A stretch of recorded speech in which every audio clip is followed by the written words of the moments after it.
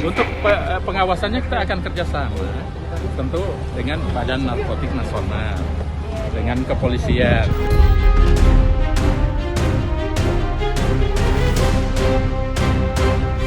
Kemarin, berarti sudah melaporkan kemarin. Begitu kejadian itu, begitu yang viral banget kan bisa takutnya diikutin ya sama yang lain-lain ya. Jadi lebih langsung laporkan.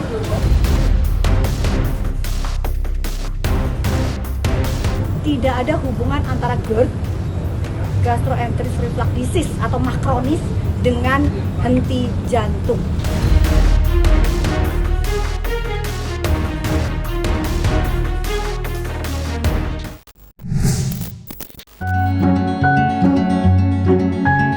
Hampir 1 pekan waktu berlalu, kepergian almarhumah Lula Lafah masih menyisakan sendu yang erat membalut ruang hati dari keluarga serta orang-orang terdekat dan terkasih. Namun di balik dalamnya luka, kabar kepergian sang selebgram juga menyisakan tanda tanya. Apalagi, pihak kepolisian pun sudah menyelidiki kejadian nahas berpulangnya almarhumah Lula. Berdasarkan hasil penyelidikan sementara di tempat kejadian perkara, pihak kepolisian sendiri telah berhasil menguak sederet fakta. Salah satunya terkait ditemukannya tabung gas whipped cream alias whipping. Fakta itulah yang berhasil memancing panas perdebatan. Bahkan, gas whipping sampai dikait-kaitkan dengan kepergian almarhumah. Lantas, seperti apakah Taruna Ikar menanggapi ramai perbincangan soal gas whipping sebagai Kepala BPOM? Kita sudah evaluasi itu whipping. Whipping ini termasuk kita akan arahkan ada 2. Karena dia memberikan efek euforia, efek ketergantungan, minimal ketergantungan psikologis ya. Whipping itu kan kandungannya adalah nitric oxide, N2O. N2O ini memberikan efek bisa rileks dan seterusnya. Tapi dampaknya dalam fase kualitas dan kapasitas tertentu dalam sistem darah kita, dia menimbulkan ketergantungan. Dan dampaknya, walaupun masih dievaluasi sekarang, tapi saya kira salah satu influencer yang meninggal itu salah satunya faktor itu. Karena pada saat nitrit oksigennya menurun, oksigennya terkoneksinya berkurang, terjadi iskemia. Iskemia itu orang akan merasa kesakitan. Dan akibat dari rasa sakit dan nyeri itu, ujung-ujungnya kan bisa meninggal. Jadi Badan POM punya atensi besar terhadap nitric oxide, termasuk whipping.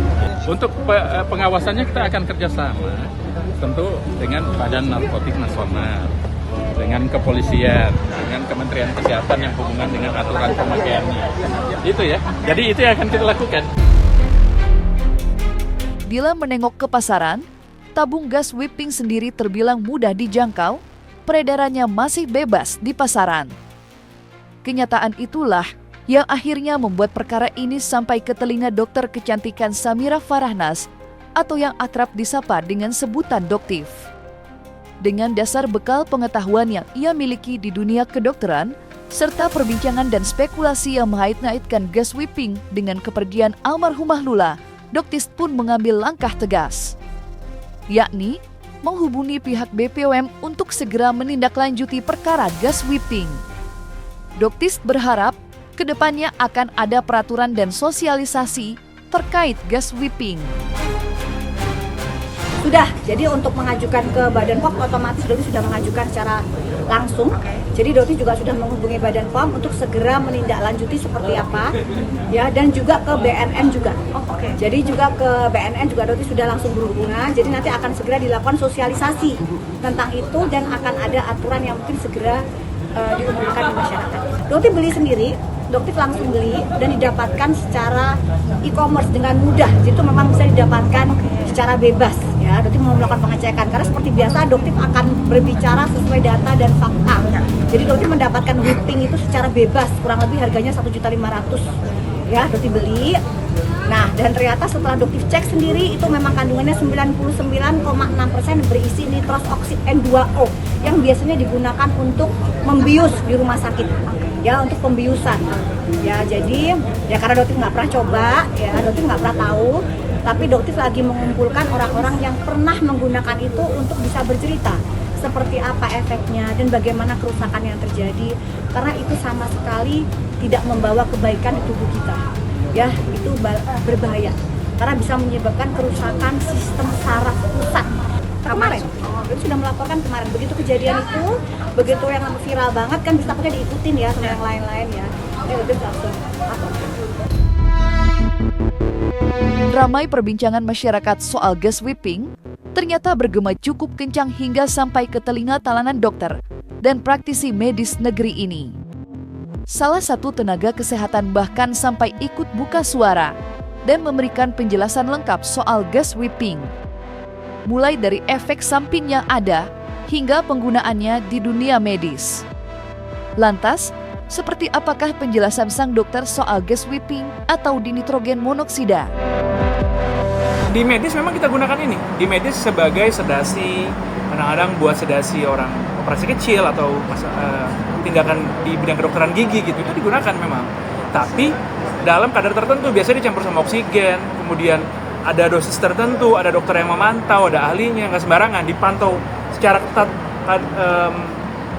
ketat, vital sign. Jadi misalnya tekanan darah, kadar oksigen di darah, kemudian dipantau nadinya berapa, kesadaran segala macam. Jadi nggak mungkin dilepas gitu aja. Masalahnya di dunia ini, tidak hanya Indonesia ya, jadi saya baca paper ternyata banyak penyalahgunaan. N2O ini, karena tadi ada efek yang euforianya tadi, dipakai untuk, ya entah tujuannya memang untuk bercanda atau untuk ketergantungan.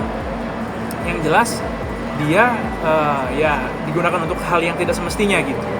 Jadi dipakai dari tabungnya tersebut, ketika digunakan yang tidak semestinya secara inhalasi atau secara hirup, ini berbahaya. Jadi dia kalau dihirup, apa dampaknya? Nomor satu, dia memang dia terlarut langsung ke dalam darah, tidak melalui hemoglobin memang. Jadi dia melawan oksigen. Jadi dia ketika kita hirup nih, nanti di darah ini kan paru kan kita kan bertukar nih oksigen.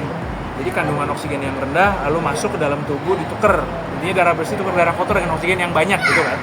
Nah, penukaran ini menjadi bermasalah ketika N2O yang dihirup. Jadi oksigennya sedikit yang ada di darah. Nah, kalau misalnya konsentrasi cukup banyak, kan jadi hipoksia atau kekurangan oksigen di darah. Dampaknya apa kalau oksigen kurang di darah?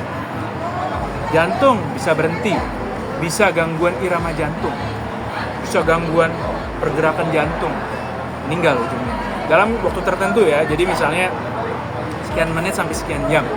Kemudian parunya juga, ya semua organ bisa kena jadinya, atau kepala juga bisa, jadi kejang segala macam, kesadaran.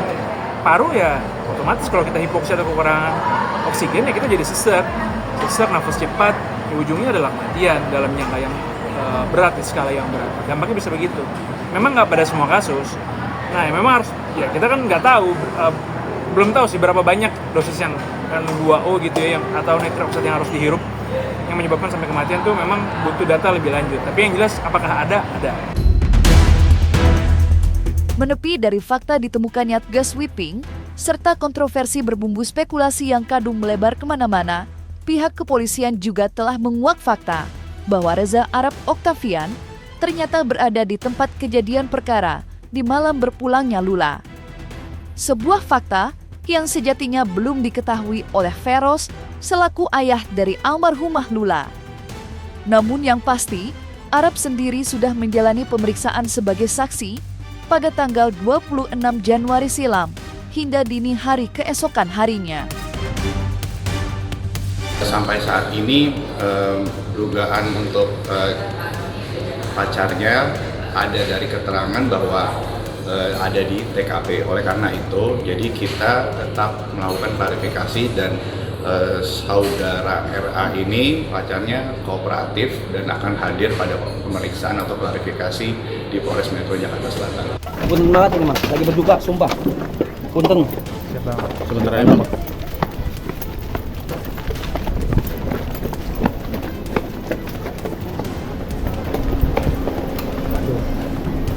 Mengharap. Udah tahu belum infonya?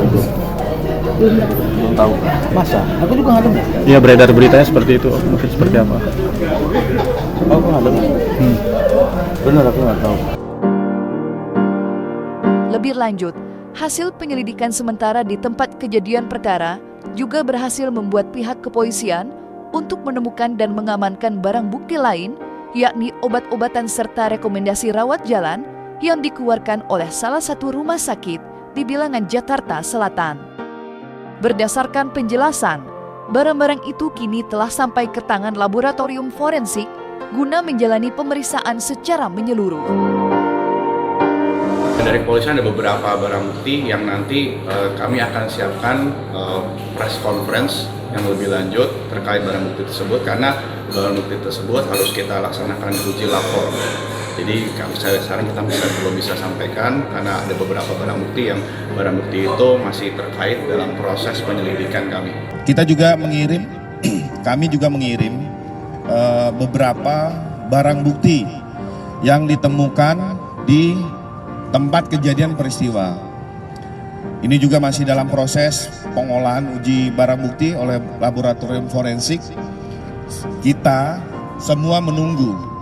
Kami berharap teman-teman media dan publik juga pasti pihak kepolisian akan sangat transparan terhadap informasi perkembangan terhadap peristiwa yang terjadi di wilayah hukum Polda Metro Jaya. Nanti setelah hasil laboratorium forensik keluar, kami akan melaksanakan konferensi pers secara komprehensif dengan menghadirkan dari Kementerian Kesehatan, laboratorium forensik, dokter yang memeriksa riwayat medis maupun visum luar terhadap jenazah. Bila berbicara soal surat rekomendasi rawat jalan serta obat-obatan yang tersisa di TKP, tentu tidak dapat dilepaskan dengan kondisi fisik almarhumah Lula menjelang akhir hayatnya. Telah terkuak semuanya bahwa belakangan ini almarhumah Lula sedang berjuang menghadapi penyakit yang menggerogoti seperti GERD, batu ginjal, dan gangguan usus dan saluran kemih. Pada momen pergantian tahun 2026 silam, sang selebgram bahkan dipaksa untuk menjalani pemeriksaan intensif. Soal GERD aku itu datang dan pergi ya. Jadi GERD aku tuh biasa kambuh. Kalau aku telat makan, aku tuh memang suka lupa. Sumpah nggak tahu sih, aku bingung banget. Aku juga suka kayak kalau lagi asik gitu, aku tuh lupa makan gitu. Dan sebenarnya aku tuh nggak suka makan berat. Aku tuh suka nyemil, kayak ngemilin nugget. Tapi makan berat gitu tuh aku nggak suka gitu. Jadi aku nyemil. Terus GERD aku lagi itu biasanya tuh suka kambuh kalau aku lagi banyak pikiran atau stres. Dan aku bisa bedain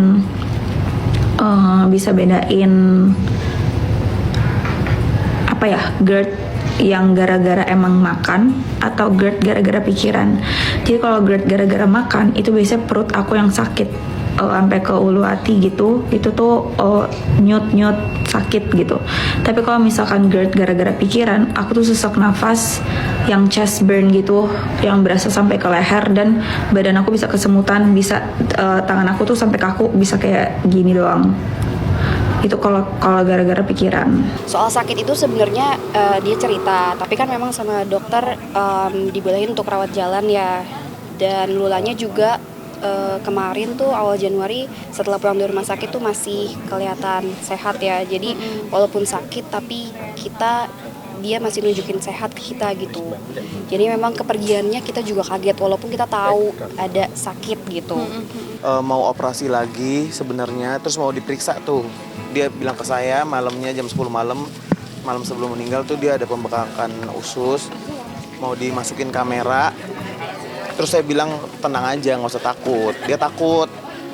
Saya bilang udah zikir aja kayak gitu. Tapi ternyata besoknya juga udah nggak ada. Kondisi kesehatan almarhumah Lula yang dilanda penyakit di penghujung hayat tentunya membuat duka keluarga semakin perih terasa. Namun miris, hal itu pula yang sempat menjadi kontroversi. Pasalnya, banyak yang justru menarik kesimpulan keterangan henti jantung yang dinyatakan rumah sakit terhadap almarhumah Lula dipicu oleh penyakit GERD yang ia derita.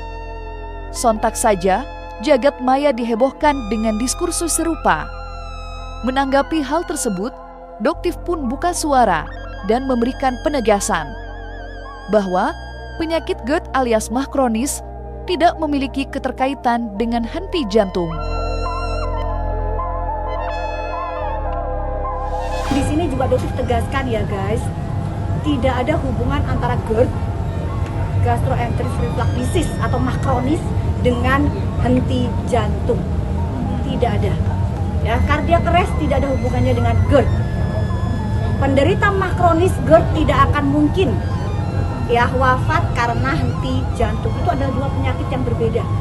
Posisinya memang hampir sama, nyerinya sama, nyeri dada itu sama. Kenapa? Karena ada yang namanya acid reflux. Jadi ada asam yang naik ke atas sehingga menimbulkan sensasi terbakar. Nah, itulah yang merasa ada seperti nyeri dada. Ya. Jadi mungkin hampir sama, tapi nggak ada hubungan jantung dengan lambung. Ya, saluran pencernaan itu berbeda, nggak ada kaitannya. Oke, jadi untuk penderita GERD nggak usah khawatir, ya jangan terlalu overthinking. Wah, nanti jangan-jangan gua kena cardiac arrest, nggak ada hubungan. Oke ya, jadi nggak perlu khawatir. Tetap berpikiran positif, ya, hidup yang sehat. Dan satu lagi Doktif tekankan buat penderita MAH kronis, kalian dari berdasarkan pengalamannya Doktif, kalian bisa menggunakan terapi intermittent fasting. Jadi kalian makan di jendela makan dari jam 12 sampai jam 6. Kalian boleh makan. Di luar itu kalian istirahatkan lambung. Ya, dengan mengistirahatkan lambung, itu 99% lambung kalian akan melakukan perbaikan dengan sendiri. Ya. Jadi ini juga edukasi buat masyarakat. Banyak sekali pasien-pasiennya Doktif yang menderita MAH kronis GERD sembuh total. Sembuh total. Kenapa? Karena tubuh kita itu mempunyai reparasi sendiri, bengkel sendiri. Allah sudah menciptakan tubuh kita ini dengan obatnya, ya. Jadi jangan selalu dimasukin makanan yang akan membuat kerja lambung lebih berat. Istirahatkan kerja lambung, maka dia akan memperbaiki dirinya sendiri. Memang belum terkuak secara pasti apa sebenarnya yang menjadi penyebab kepergian almarhumah Lula. Namun, kepingan demi kepingan teka-teki perlahan mulai ditemukan pihak kepolisian. Termasuk diantaranya pengakuan dari Aisyah selaku asisten rumah tangga dari almarhumah Lula Lafah. Kepada pihak kepolisian, Aisyah menjelaskan bahwa ia sempat mendengar eranan kesakitan belasan jam sebelum menemukan raga almarhumah Lula tak bernyawa. Nggak tahu jam berapa itu? Jam 2 pagi Om. Oh iya, dini. Oh gitu ya? Itu nanti. Kami lagi konfirm antara fakta, keterangan saksi, temuan, CCTV, supaya tidak simpang siur nanti.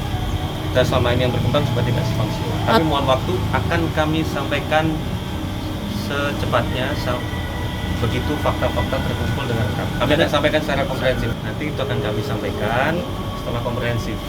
Ini tidak bisa disampaikan secara sepotong-sepotong. Penyidik sedang bekerja. Kami mohon waktu. Nanti kami sampaikan ya secara komprehensif ya. Biar kami kumpulkan faktanya secara lengkap.